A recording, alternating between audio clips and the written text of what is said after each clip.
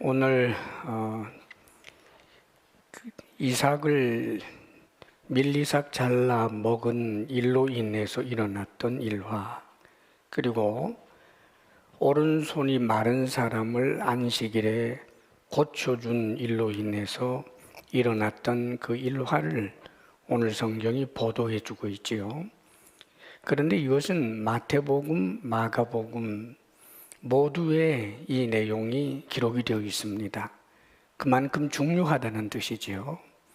이를 통해서 우리 주님께서 어떤 분이신지 가르쳐주고, 또 우리가 바리새적인 그런 요소가 우리 속에 없도록 그렇게 해야겠다고 우리에게 권해주는 것입니다. 지금 여러분 소리 잘 들리죠? 너무 울리는데 그래요. 단지 속에 머리 들어간 것 같아요. 자, 이제 어떤 일이 있었는지 먼저 첫 번째 그 내용을 좀 봅니다. 우리 예수님께서 1절에 보면 밀밭 사이로 지나가십니다. 제자들도 함께 갔겠죠. 그런데 제자들이 그 밀이삭을 이렇게 잘라서 손으로 이렇게 비빈 다음에 털어 먹어요. 이게 사실은 시골 출신들, 또 어린 시절 이런 경험을 해본 분들은 아마 이게 생생하게 좀 그려질 겁니다. 저도 어릴 때 그 밀이삭 꺾어서 잘 비빈 다음에 후 불어서 털어내고, 그리고는 한참 씹으면 그게 껌 된다고 그냥 죽기 살기로 씹어댔던 그런 기억이 납니다. 많이들 했던 일이죠.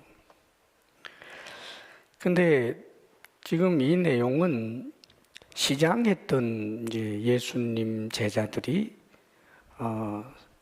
밀밭을 지나가면서 했던 일이에요. 지금 여기는 밀밭 사이로 지나갔다라고 되어 있지만, 다른 복음서에 보게 되면 이게 지금 논두렁, 밭두렁으로 말하자면 제대로 된 길을 걸어가면서 뭐 이렇게 된 걸로 우리가 상상하지만, 다른 복음서에서는 제자들이 밀밭을 길러 가는데 예수님이 잘 걸을 수 있도록 이 밀들을 이렇게 옆으로 이렇게 밀어주면서 예수님께서 걸어가신 걸로 돼 있어요. 아니, 왜 하필이면 남의 밀밭을 가로질러 가고 거기에 예수님의 제자들이 예수님이 잘 걸을 수 있도록 이렇게 길을 내주고, 그런 와중에 또 뭐 제자들은 딱 꺾어가지고 먹고, 별로 그렇게 이쁘 보이는 모습이 아니란 말이죠. 그런데 예수님이 왜 그렇게 하셨을까? 우리가 한 가지 기억할 것은, 예수님께서 하시는 일은 그 자체가 다 선이에요. 그분은 선하신 하나님이기 때문입니다. 예수님이 하신 말씀이 다 의롭고 선하십니다. 그분이 하시는 모든 일들에 일점의 악도 없습니다, 여러분. 그렇게 해서 우리는 하나님께서 하시는 일, 하나님께서 하시는 말씀을 이해하려고 해야 합니다. 내가 의롭다고 생각하면 의롭고, 내가 생각해 보니까 이러니까 선하다, 이게 아니라 하나님은 그 자체로 선하시고 그분이 하시는 모든 일들은 의로우신 거예요. 우리 주님께서 이렇게 하신 데에는 선하신 뜻과 목적이 있는 거지요. 당신이 누군가를 드러내 주시는 일이에요. 자, 그런데 거기에서 이삭을 비벼서 먹으니까 여기에 대해서 문제 제기가 있습니다. 2절에 보면 어떤 바리새인들이 어찌하여 안식일에 하지 못할 일을 하느냐라고 책망을 합니다. 해서 안 될 일을 했다는 거예요. 이건 도둑질 했다는 뜻이 아닙니다, 여러분. 주인 허락도 안 받고 왜 남의 밀리삭을 막 잘라 먹었느냐? 지금 이렇게 책망하는 게 아닙니다. 안식일에 왜 하지 못할 일을 했느냐는 거예요. 사실 율법에도 이 남의 밀밭에서 밀리삭 좀 따먹을 수 있도록 돼 있어요. 신명기 23장 24절 25절에 보면 율법 말씀인데 이렇게 기록이 되어 있습니다. 내 이웃의 포도원에 들어갈 때에는 마음대로 그 포도를 배불리 먹어도 되느니라. 그러나 그릇에 담지는 말 것이요. 그래요. 그리고 내 이웃의 곡식밭에 들어갈 때에는 손으로 그 이삭을 따도 되느니라.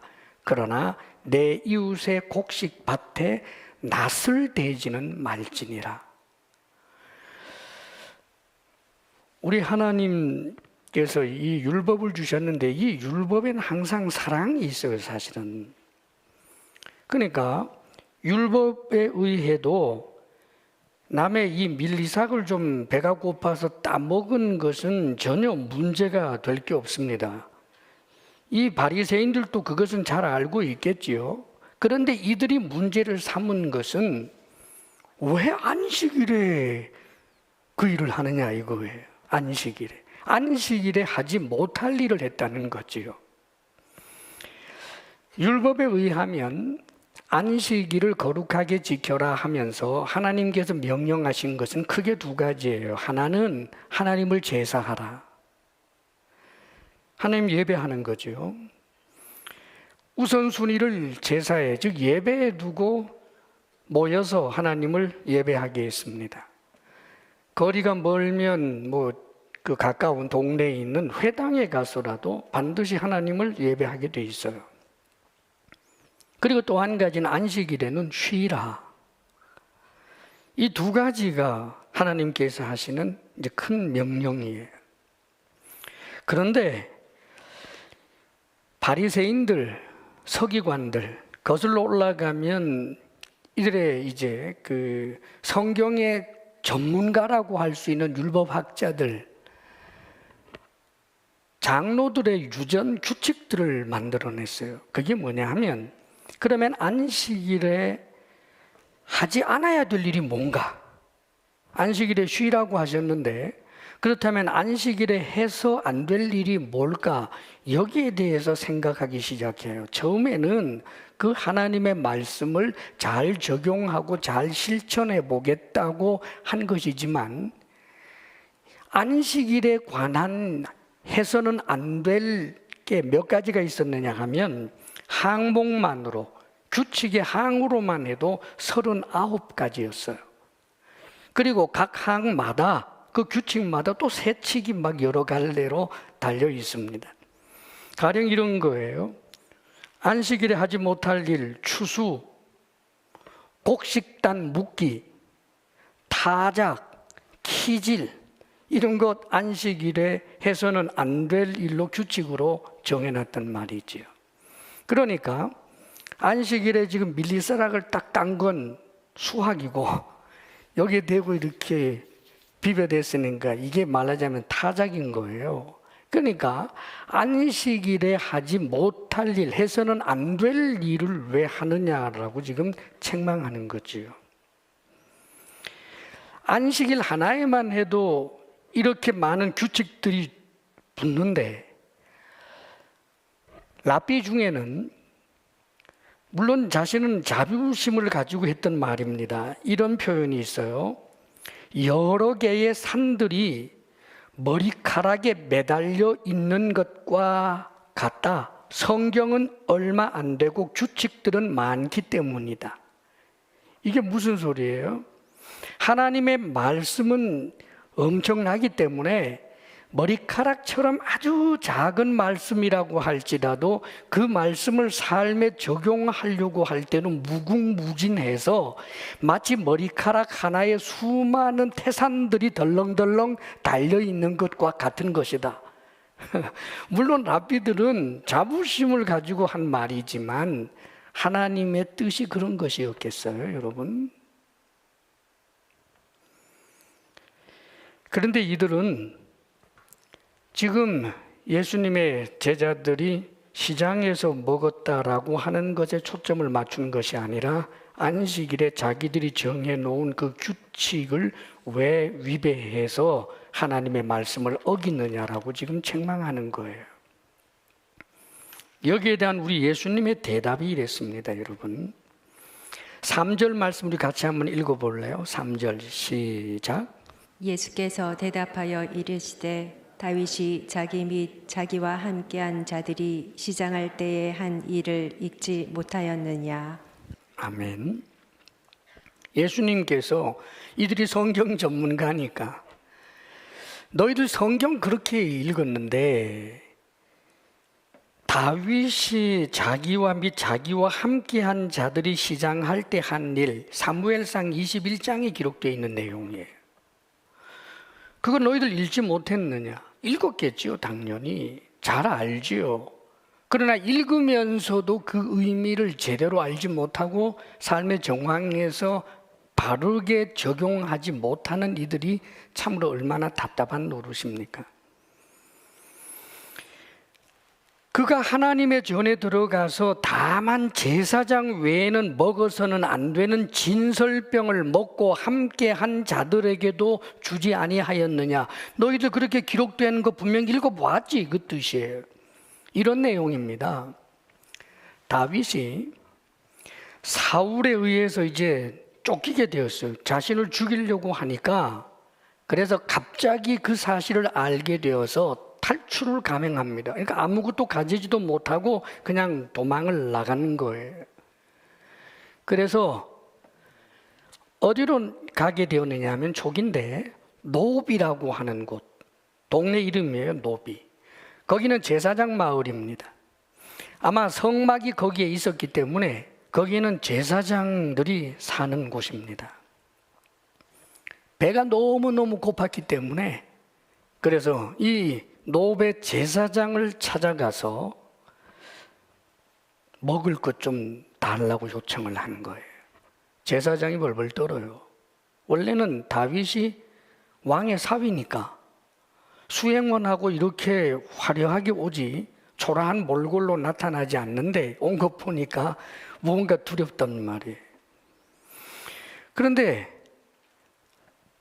다윗이 자신하고 함께 한 소년들, 말하자면 자신의 그 부하들은 다른 곳에 좀 있고 나는 왕의 명령을 수행하기 위해서 여기 온 것입니다. 이렇게 둘러대면서 먹을 것 좀 달라고 그러는 거예요. 그랬더니 제사장이 이렇게 대답합니다. 내게는 지금 보통 떡은 없고 진설병이 있는데 이 진설병을 주겠다는 거예요. 이 진설병이 뭘까? 그것은 성소 안에 떡상이 있어요. 큰 떡상이. 떡상에 이 말하자면 떡이라 그러지만 쉽게 말하면 빵입니다. 그런데 누룩을 넣지 않는 빵이에요. 누룩을 넣지 않고 구웠기 때문에 비스켓처럼 바삭바삭한 그런 이제 빵인 거죠. 그런데 이 빵은 한 개 덩치가 2kg에서 3kg쯤 되니까 무지하게 큰 빵이에요. 이게 12개를 6개씩 켜켜이 쌓아 올려요. 그 이스라엘의 12지파를 상징하는 거란 말이죠. 그리고 이 진설병은 안식일마다 새 것으로 교체를 합니다. 누룩을 넣지 않은 빵이기 때문에 이제 썩지 않으니까, 쉽게 이렇게 쉬지 않으니까, 그래서 한 일주일 동안 뒀다가 일주일이 지나가면 그 비스켓처럼 된 그 떡을 물리고 거기에는 새로운 진설병을 이제 다시 쌓아 올린단 말이에요. 그러니까 아마 이것을 지금 진설병에 올려놨던, 상에 올려놨던 것을 내려놓은 게 있었나 봐요. 이걸 주겠다는 거죠. 그래서 다윗이 자기도 먹고 그걸 몇 개인지는 몰라도 챙기고 가서 자기하고 함께 따라온 사람들, 아마 5명은 되리라고 추측을 합니다. 소수의 그런 부하가 따라왔는데 그들에게 나누어 주고 함께 먹은 내용을 이야기합니다. 원래 이 진설병은 제사장만 먹게 돼 있어요. 그것도 아무 데서나 먹는 것이 아니라 거룩한 곳. 제사장들도 그 양이 많으니까 여러 명이 몇 날을 두고 이제 심심할 때마다 간식처럼 그 거룩한 곳에서 먹어야 하는 것이 진설병이에요. 그런데 다윗이 자기도 먹을 뿐만 아니라 이걸 가지고 나가서 어딘가에 숨어 있는 자신의 부하들에게 나누어 줘서 함께 먹게 된 거단 말이죠. 지금 예수님이 그 일화를 이야기하는 거예요.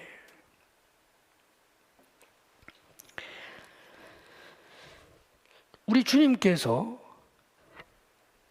다윗도 말하자면 제사장만 먹어야 되는 진설병을 먹었잖아.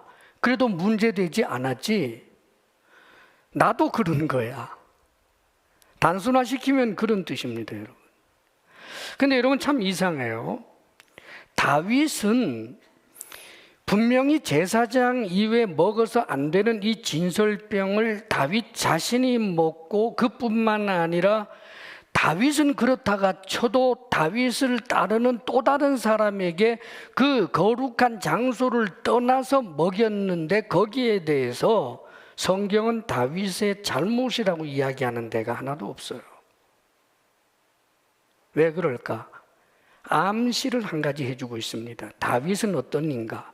그가 지금 쫓기는 신분이지만 기름 부어서 이제 왕이 될 사람. 그뿐만 아니라 이 다윗은 제사장들의 권위보다 더 위에 있는 사람이라는 것을 사실상 암시해 주고 있는 내용입니다. 실제로 다윗에 대해서 성경은 좀 오해하도록 기록되어 있는 것이 있어요.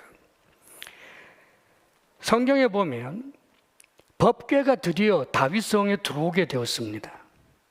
그러자 다윗이 너무 좋아서 그 법궤 앞에서 춤을 추는데 놀랍게도 배로 만든 에봇을 입었어요.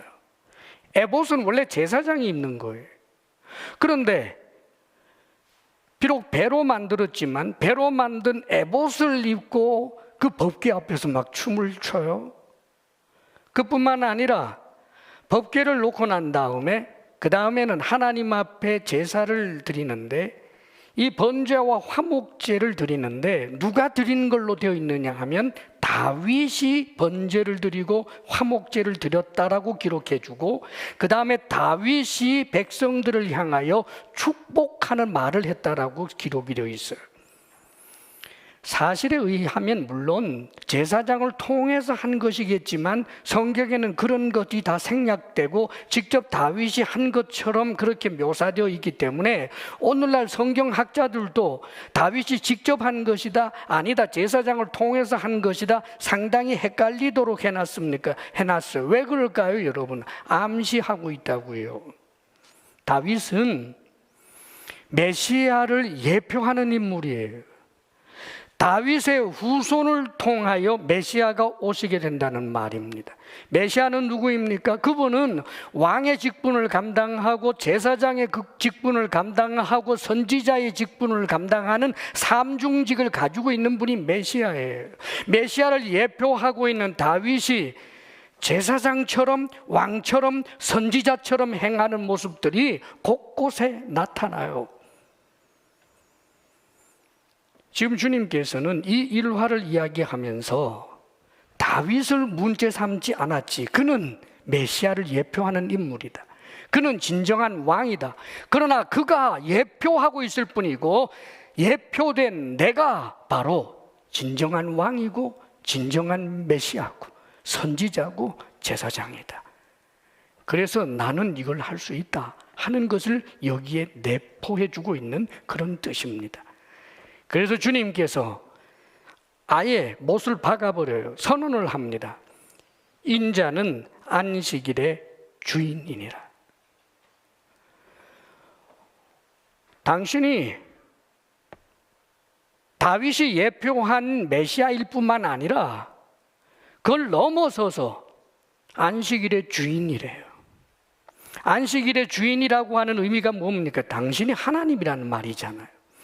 안식일을 제정해 주신 분, 출애굽기에 보면 시내산에서 그 하나님의 법, 율법을 주신 그 하나님, 바로 자신이 하나님이라는 말입니다. 그런 뜻을 여기에 내포해서 가르쳐주고 있는 거예요. 우리는 지금 몇 주에 걸쳐서 누가복음 5장에서도 살펴보았고 지금 6장에서도 보고 있습니다만은 예수님이 당신을 하나님이라고 그렇게 암시해 주거나 애둘러서 표현하는 내용들이 참 많이 있다는 것을 발견합니다. 누가복음 5장에서 그랬잖아요. 나병 환자가 와서 하는 이야기가 주여 원하시면 나를 깨끗하게 할 수 있나이다. 그랬더니 기도하거나 그런 것이 아니라 내가 원하니 깨끗함을 받으라. 당신이 원하면 무엇이든지 할 수 있는 분, 즉 하나님이라고 하는 의미를 내포하는 말입니다. 내가 원하노니. 그뿐 아니지요. 중풍병자를 보면서 이 사람아 죄사함을 받았느니라 그 말을 하니까 옆에 앉아있던 바리새인이나 서기관들이 마음속에서 일어나는 것, 죄를 사하는 권세는 하나님밖에 없는데 어떻게 이 사람이 저런 말을 하지? 그 마음을 읽으시고 예수님께서 하신 말씀이 인자가 죄를 사하는 권세가 너희들에게 있다는 것을 알리려 하노라. 그러면서 일어나 걸어가라 그럽니다. 죄를 사하는 권세는 하나님에게만 있는데 내가 죄 사하는 권세가 있어. 이거 합치면 뭐가 되는 거예요? 예수님이 당신이 하나님이라고 주장하는 거예요, 여러분. 그뿐 아닙니다. 혼인집 그 금식 문제를 가지고 왜 금식하지 않느냐라고 이야기할 때 혼인집 신랑과 함께 있는 손님들이, 친구들이 금식할 수 있겠느냐라고 말씀하시면서 당신이 혼인집 신랑이라는 거예요. 구약 성경에서 신랑은 항상 하나님을 나타내는 거예요. 당신이 하나님이고 메시아다라고 하는 이야기를 곳곳에서 이야기하는 것입니다. 사랑하는 여러분, 우리가 한 가지 잊지 말아야 할 것이 있습니다. 우리 예수님이 아주 겸손해서 사람들이 우리 주님을 대단하신 분입니다라고 할 때 아닙니다. 저는 아무것도 아니에요. 나는 한 것도 없고요. 나는 정말 얼마나 못난지 여러분들보다 더 나을 것이 하나도 없습니다. 항상 겸손 그러고 있었는데 예수님을 존경하던 제자들이 예수님을 메시아다, 예수님을 하나님이다 라고 그렇게 올려 세운 게 아니라 예수님이 자기 자신을 하나님이라고, 예수님이 자기 자신을 메시아라고 계속하여 주장해 오셨다라고 하는 사실을 우리가 잊어서는 안 됩니다. 사랑하는 여러분, 예수님께서는 당신이 하나님이시며 그리스도라고 하는 사실을 모든 사람들이 알게 되고 믿게 되기를 원한 것입니다. 그래서 그렇게 많은 표적도 행하신 것 아닙니까? 우리가 기억할 것이 있습니다. 우리 예수님이 안식일의 주인이다. 그분이 주권자다. 그분이 주님이시고 우리는 종이다.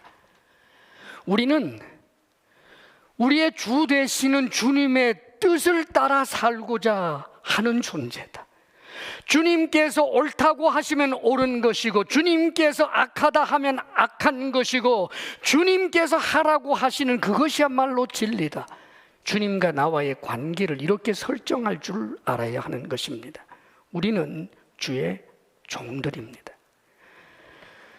사랑하는 여러분, 예수님을 주님으로 알고 하나님으로 아는 것은 얼마나 큰 복인지 몰라요. 전날에 주님께서 당신이 이렇게 주장하고 외치셨는데 그래서 제자들에게 묻지 않습니까? 너희는 나를 누구라고 하느냐? 이게 주의 관심이에요. 나를 도대체 누구라고 하느냐? 착한 사람이에요. 선한 분이에요. 대단한 선생님이에요. 이런 것 원한 게 아닙니다. 나를 누구라고 보느냐? 주는 그리스도시요 살아계신 하나님의 아들이십니다. 베드로야, 네가 복이 있도다. 부활하신 주님 앞에 무릎을 꿇으면서 나의 주님이시며 나의 하나님이십니다 라고 고백하는 도마에게 주님께서는 너는 나를 본고로 믿느냐? 보지 않고도 믿는 자들이 복되도다. 사랑하는 여러분, 예수님을 주님으로 하나님으로 믿는 사람들이 복 있는 사람들이에요. 여러분이 가지고 있는 가장 큰 복, 그것은 나사렛 예수를, 저 목수 청년을, 십자가에 못 박혀 죽은 그 청년을 이 세상에 핏덩어리로 태어나서 옹알이를 하고 아장아장 걸어 다니면서 자라났던 그 예수 청년을 나의 주님으로, 천지를 창조하신 하나님으로 믿을 수 있는 그 믿음이 있는 사람들, 복 있는 사람들입니다. 이 복에서 벗어나 있는 네가 단 한 사람도 없기를 주의 이름으로 축원합니다. 그렇다면 우리 예수님이 주님이시라면, 예수님이 안식일을 제정하신 장본인이라면 거기에는 주님의 뜻이 있을 것 아닙니까, 여러분? 문제는, 그런데 이들은 안식일을 제정하여 주신 이의 뜻에 대하여 성찰하려고 하는 자세가 없었어요. 사실 우리 하나님께서 안식일을 제정하여 주실 때 거기에는 율법 곳곳에서 하나님의 마음을 밝혀주고 계신단 말입니다. 출애굽기 23장에 이런 내용이 있어요. 안식년에 대해서 이야기를 해주시고 안식일에 대해서 이야기를 해주셨는데 하나님의 마음이 다 동일해요. 잘 들어보십시오. 너는 6해 동안은 너희 땅에 파종하여 그 소산을 거두고 7째 해에는 갈지 말고 묵혀두어서 내 백성의 가난한 자들이 먹게 하라. 그 남은 것은 들짐승이 먹으리라. 내 포도원과 감람원도 그리할지라. 7년마다 안식년이 돌아오는데 안식년이 되게 되면 파종하거나 일하지 말고 그냥 두라는 거예요. 그 이유가 뭐였어요, 여러분? 가난한 사람들이 먹을 수 있도록, 심지어는 들짐승도 먹을 수 있도록. 안식년을 제정하시면서 하나님께서 가지신 마음은 그 힘들고 고통스러운 사람들을 세워주고자 하는, 사람들을 위하는 마음이 거기 담겨 있단 말이에요. 안식일도 마찬가지입니다. 너는 6세 동안에 내 일을 하고 7째 날에는 쉬라. 내 소와 나귀가 쉴 것이며 내 여종의 자식과 나그네가 숨을 돌리리라. 안식일에 쉬라고 했는데 쉬라고 한 이유가 사람들을 위해서란 말이에요. 심지어는 저 힘들게 일하는 짐승들을 위해서까지 마음을 써주시는 이 하나님의 마음 말입니다. 여종, 늘 일할 수밖에 없는 그 여종이 쉬고 그 자식들이 좀 쉬고 심지어는 나그네들도 숨을 좀 돌리게 하는, 거기에 하나님이 안식일을 제정해 주신 목적과 뜻이 있었단 말입니다. 그렇기 때문에 우리 예수님께서도 마가복음 2장에 지금 이 일화 속에서 뭐라고 말씀하셨느냐 하면, 이렇게 시비를 걸고 있는 바리새인들에게 안식일이 사람을 위하여 있는 것이요 사람이 안식일을 위하여 있는 것이 아니다라고 선언을 해버리십니다. 안식일을 왜 제정했어요? 안식일의 주인 되시는 하나님께서 안식일을 제정하시는 이유가 뭐겠습니까, 여러분? 하나님 당신만을 위해서 모든 인간들을 당신의 소모품으로 삼기 위해서입니까? 하나님이 당신이 영광받기 위하여 모든 사람들이 힘들고 또 힘들게 만드는 것이 하나님의 목적이었겠습니까? 아닙니다, 여러분. 안식일에 하나님을 예배하라. 왜요? 그 예배는 하나님이 우리가 드리는 그 예배가 뭐 얼마나 대단하다고 그 예배 받고자 했겠어요. 천군 천사들, 완벽한 천군 천사들이 영원 계속해서 하나님 예배하는데 냄새나는 우리가 모여서 하는 그 예배가 뭘 그렇게 하나님에게 대단하다라고 하나님께서 당신을 위해서 그랬겠어요. 예배 드리는 우리에게 유익이에요. 예배드리는 우리에게 성령께서 임재하여 주시고 우리를 만져주시고 우리를 살려주시고 우리로 하여금 영생토록 하는 그런 양식을 끊임없이 공급해 주시는 것이 예배이기에, 우리에게 유익한 일이기에 예배하라, 제사하라 말씀하시는 것이고, 왜 쉬라고 했겠습니까 여러분? 일 중독 걸려서 돈 좀 더 벌겠다고 계속해서 그렇게 일만 하다가 보면 몸도 망치고 마음도 망치게 되니까 좀 쉬려무라 하나님의 마음 아닙니까 여러분? 그런데 이 바리새인들이 얼마나 많은 규칙들을 만들어 놓고, 그래서 사람들을 힘들게 하고 또 힘들게 하는 짓을 한 것입니다 여러분. 안식일의 주인 되시는 하나님의 뜻과는 정반대로 말입니다. 그래서 이 두 번째 일화를 통해서 우리 주님의 그 마음이, 뜻이 어떠하신지를 좀 더 분명하게 보여주고 있는 것입니다. 오늘 말씀 6절 말씀을 함께 읽어봅니다. 6절 다 같이 시작. 또 다른 안식일에 예수께서 회당에 들어가사 가르치실새 거기 오른손 마른 사람이 있는지라. 또 다른 안식일이었어요. 근데 예수님이 회당에 들어가셔서 설교 말씀을 하십니다. 저는 이런 말씀 대할 때마다 이 당시 사람들이 참 부러워요. 우리 예수님이 직접 해주시는 그 설교 말씀을 들을 때, 와, 얼마나 좋았을까. 거기에 오른손 마른 사람이 있었어요. 외경에 의하면 석공이었는데 어떤 병에 의해 가지고 오른손을 쓰지 못하고 말라버린 그런 사람입니다. 근데 이분이 그 자리에 있어요. 사모하는 마음이겠죠. 주님에 대한 소문을 들었기 때문에 그 자리에 있겠죠. 사실 손이 말랐다라고 하는 것은 성경에 보면 여로보암 왕이 선지자를 붙잡으라고 저놈 붙잡아라 하다가 손이 말라버린 내용이 기록되어 있어요. 그래서 손이 말랐다라고 할 때 그 주변의 사람들은 좋은 시선이 아닙니다. 그 당시 이스라엘 사회가 그랬어요.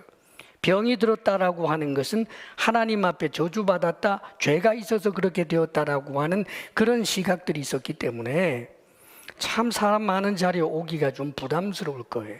그런데 그 자리에 앉아 있어요. 사모하는 마음, 가난한 마음이에요. 손 마른 사람, 거기 앉아서 주님께서 전해주는 말씀을 그가 얼마나 귀를 기울이며 들었겠어요. 근데 여러분, 여기 서기관 바리새인들 7절에 보면 예수를 고발할 증거를 찾으려 하여 안식일에 병을 고치시는가 엿보니, 주님이 말씀을 전하시는데 그 말씀에 귀를 기울인 게 아니에요 여러분. 말씀이 그들에게 아무런 은혜가 되지를 않아요. 지금 그들의 관심은 주님께서 해주시는 말씀을 통하여 자기 자신을 더욱 발견하고 하나님에 대하여 더 알아가겠다라고 하는 그런 가난한 마음은 하나도 없고, 그들의 관심은 예수를 고발할 증거 찾아요. 그래서 안식일에 병을 고칠까 안 고칠까? 오, 저기 지금 오른손 마른 사람이 있네. 예수가 저 사람 고쳐줄까 안 고쳐줄까? 거기에만 집중돼 있어요 여러분. 이러면 말씀이 귀에 안 들어와요. 관심이 어디에 있어요 여러분? 관심이 어디에 있습니까? 우리가 주님을 향하여 가난한 마음이 있어야 됩니다. 바리새인들, 서기관들, 말씀에 대하여 가난한 마음이 있는 것이 아니고 예수님을 고발할, 시시비비 가리려고 하는 그런 마음만 앞서 있는 사람들입니다. 우리 예수님께서 이들의 마음을, 생각을 아셨습니다. 그래서 이 서기관들, 바리새인들을 위해서 그뿐만 아니라 오고 오는 세대 가운데 서기관과 바리새인들과 비슷한 그런 마음이 자리 잡게 될 만한 위험이 있는 우리들을 향하여 가르쳐 주시기 위하여 주님께서는 이렇게 말씀하십니다. 오른손 마른 사람을 향하여 일어나 한가운데 서라 그랬습니다. 설교를 마치고 난 다음에 오른손 마른 사람으로 하여금 일어나서 한가운데 서라. 그가 일어나서 한가운데 섰습니다. 왜요? 주의를 끌도록 하기 위해서 그래요. 모든 사람들이 집중합니다. 숨소리도 안 들립니다. 아마 그 서기관들, 바리새인들도 침 삼키는 것조차 깜빡 잊고 지금 집중하고 있을 거예요. 뭘 하려고 하는 거지? 고치려고 하는 걸까? 그러면서 주님께서 이렇게 묻습니다. 9절에 보면 내가 너희에게 묻는다. 안식일에 선을 행하는 것과 악을 행하는 것, 생명을 구하는 것과 죽이는 것, 어느 것이 옳으냐? 이분법적 질문이에요. 대답하지 않죠. 그 의도를 알기 때문에. 이 바리새인들, 서기관들 공부 많이 한 사람들입니다.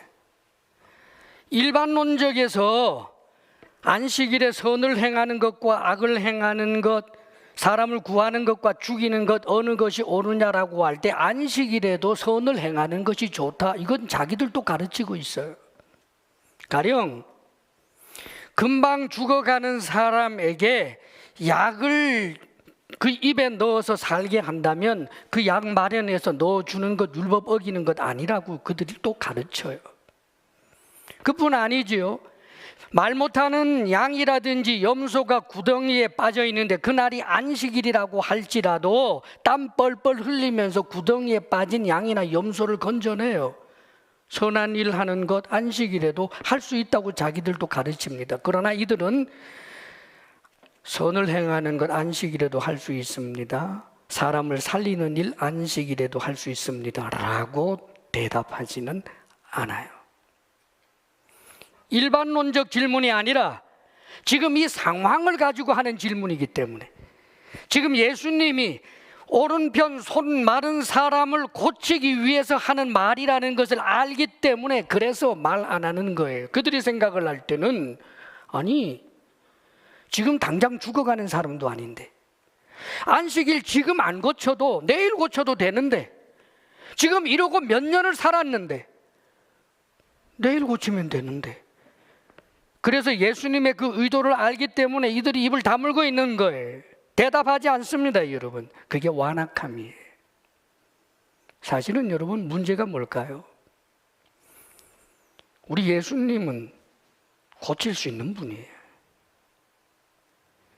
사랑하는 여러분, 안식일에 예수님은 고칠 수 있는 분이라고요. 지금 죽어가는 사람에게 알약 하나를 넣어서 살아날 수 있는 그런 뭔 약이 있고 그런 응급 처방을 해야 되는 일이 있다면 안식일에도 할 수 있듯이 우리 예수님은 이 한편 손 마른 사람을 당장 말씀 한마디로 고칠 수 있는 분이에요. 자기들하고 똑같은 분이 아니란 말입니다. 그분은 안식일의 주인이에요. 그런데 자신들의 눈높임을 가지고 생각을 하는 거지요. 그래서 고칠 것을 내다보고 대답 안 합니다. 그러자 예수님께서 무리를 쭉 둘러보시고 다른 복음서에 보면 이들의 완악함을 인하여 탄식하시고 노하사 둘러보시고 우리 주님의 마음이 그렇게 되어 있어요. 진리에 대하여 예라고 하지 못하는 완악한 마음을 볼 때 우리 하나님은 오늘날도 탄식합니다. 사랑하는 여러분, 가난한 마음, 좋은 마음을 가져야 합니다. 그리고는 주님께서 네 손을 내밀라 그럽니다. 이 말라버린 손, 쓰지 못하던 손을 그가 아마 내밀기 위하여 의지적으로 손을 내밀었겠지요. 평상시에도 손 내밀어봤자 1mm, 2mm 잘 나가지도 않는 그 손을 이렇게 내밀었는데 왼걸 쭉 펴지면서 정상으로 회복이 되었어요. 말라있던 그 손이 활기 넘치는 손으로 순식간에 변했습니다. 기적이지요. 엄청난 기적이지요. 할렐루야, 하나님 감사합니다. 어떻게 이런 일을 우리가 눈으로 보게 하나이까 하고 하나님을 찬송해야 할 그 분위기 속에서 놀랍게도 11절입니다. 11절 한번 읽어보겠습니다. 다 같이 시작. 그들은 노기가 가득하여 예수를 어떻게 할까 하고 서로 의논하니라. 노기가 가득했어요. 그게 지금 분노할 일입니까? 그런데 노기가 가득했어요. 예수를 어떻게 할까 의논했다고 하는데 마가복음에서 이 상황에서 보도해 주는 것은 이들이 분노하면서 나가서 헤롯 땅 사람들하고 함께 의논하는 장면이 나와요. 예수를 어떻게 죽일까? 그러면서 헤롯 땅하고 의논해요. 헤롯 땅은 누굴까? 정치적인 사람들이에요. 원래 헤롯 땅과 바리새인들은 같이 함께 의논하거나 하는 사이가 아닙니다. 늘 서로 원수처럼 대하던 사이예요. 그런데도 놀랍게도 이 헤롯 땅하고 함께 의논해서 예수님을 죽일 계획을 짜고 있어요. 이해가 되십니까? 왜 그랬을 것 같아요, 여러분? 사랑하는 여러분, 우리는 우리 속에 이 바리새인들과 같은 그런 요소가 내적으로 자리에서 자라나지 못하도록 끊임없이 자기 자신을 경계해야 합니다. 도대체 이들이 왜 이렇게 되었을까? 지금 이들은 안식일을 거룩하게 지켜라라고 하시는 그 하나님의 말씀에 하나님의 뜻에 대해서 관심이 있는 것이 아니라 거기에 대하여 규칙들을 쭉 만들면서 그 규칙이 자신들의 세상을 지배하는 것을 보면서 기뻐하고 즐거워했던 사람들이에요. 안식일에 대해서 자신들이 정해놓은 규칙대로 하지 않으면 안식일을 범한 자다. 자신들이 정한 대로 안식일에 해서 안 되는 일을 철저하게 금하면 너는 안식일을 지킨 자다. 하나님 자리에 앉아서 자신들이 정해놓은 그 규칙 자체가 하나님의 말씀인 것처럼 생각해버리는, 자신들이 정해놓은 그 규칙이 하나님의 뜻과는 충돌할 수 있다라고 하는 사실을 전혀 인정하지 않는 그런 자가 되어버리고 마는 거예요. 한마디로 말하면 종교적 권력이에요. 이스라엘은 종교사회입니다. 자신들이 정해놓은 규칙을 따라서 질서가 생기고 그것에 의해서 돌아가는 그 중심 인물, 얼마나 신나는 거예요. 저 사람이 죄인, 그럼 죄인 되는 것이고 이 사람이 의인, 그러면 의인 되는, 얼마나 신납니까? 권력이에요. 헤롯 땅은 어떤 사람들입니까? 정치적 권력 가졌던 사람들 아닙니까? 다 기득권자들이었어요. 권력을 누리는 데 있었다, 그 말입니다. 여러분, 우리가 신앙생활하면서 정말 위험한 것이 바로 이런 바리새적 요소예요. 내가 주도하고 내 손가락 하나 까딱까딱 하는 것으로 다 통하고 내가 의견을 세우면 어느 누구도 반대할 수 없는 것에 어깨춤을 추고자 하는 것. 사랑하는 여러분, 그게 얼마나 위험한 일입니까? 성경에 보면 바리새적인 이런 요소로 인하여 망해버린 사람들의 이야기가 얼마나 많은지 몰라요. 저 광야교회에서 고라당이 왜 일어났습니까? 종교적 권력을 나누자고 해서 일어난 거 아닙니까? 심지어 여러분, 모세의 친형, 친누나가 모세가 이방 여인 저 구스 여인과 결혼을 하게 되는 그 약점을 붙들고, 실제로 그들의 관심은 모세가 이방 여자하고 결혼했다라고 하는 그 자체에 있는 게 아니에요. 그 약점 딱 붙잡고 모세가 가진 권력을 나누어 갖자는 거지요. 그래서 그들이 이렇게 얘기하잖아요. 하나님이 모세하고만 이야기하냐? 우리하고도 이야기하잖아. 사랑하는 여러분, 이런 바리새적 요소는 인간이라면 누구나 그 속에 있단 말입니다. 여러분, 고린도 교회에 왜 문제가 생겼습니까? 거기 많은 파당이 있지요. 바울파, 게바파, 심지어는 바나바파, 예수파까지 있어요. 예수님과 상관없이 예수파, 바나바와 상관없이 바나바파, 바울과 상관없이 바울파, 자기들 입맛대로 누구를 머리로 해서 그렇게 파당을 만들어 놓고 누가 더 키가 큰가, 그게 고린도 교회 모습 아닙니까? 실제로 이민교회 가운데 어떤 교회는요, 강단의 색깔을 무슨 색깔로 할까, 그것 때문에 싸우다가 교회가 두 쪽 난 경우가 있고요. 한국 교회에서도 이쪽에 있는 피아노를 이쪽으로 옮겼다라고 하는 문제 때문에 교회가 아주 풍비박산이 난 그런 경우가 있어요. 사랑하는 여러분, 무엇을 즐기는 마음 때문입니까? 내가 내놓은 의견인데, 내가 이렇다고 했는데, 내가 손가락을 이랬는데, 내가 오른쪽을 했는데, 사랑하는 여러분, 그게 바리새의 요소예요.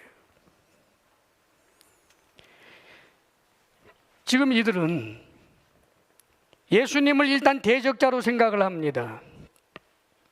자신들의 기득권을 보호하기 위해서는 예수님이 자신들을 인정해 주지 않는다고 생각을 했기 때문에, 그래서 예수님이 대적자예요. 무조건 이겨야 할 대상일 뿐이에요. 그렇기 때문에 예수님이 가르치시는 그 말씀이 성령의 역사와 더불어서 엄청난 말씀이 선포되어도 다 통과 안 들어요.